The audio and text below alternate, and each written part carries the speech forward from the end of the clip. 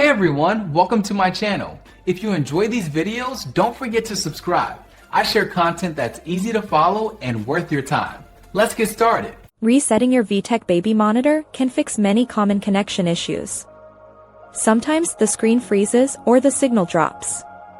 A quick reset often solves these problems. First, try a basic power cycle.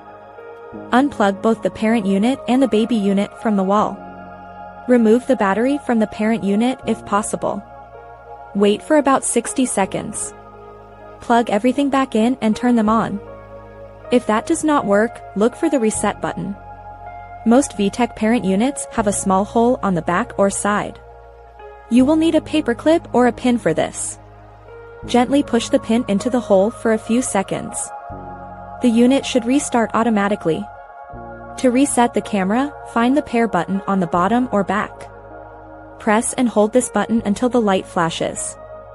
Now you must pair the devices again. Go to the menu on your parent unit. Select the camera settings option.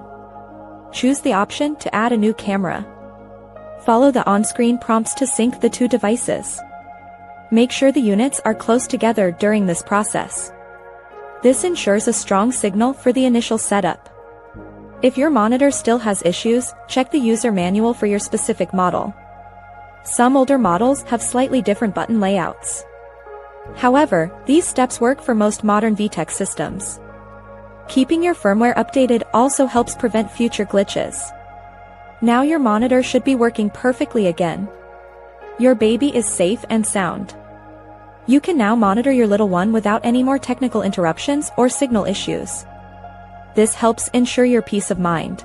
Thanks so much for watching. If you liked the video, tap the thumbs up, hit subscribe, and ring the bell so you don't miss anything new. See you next time.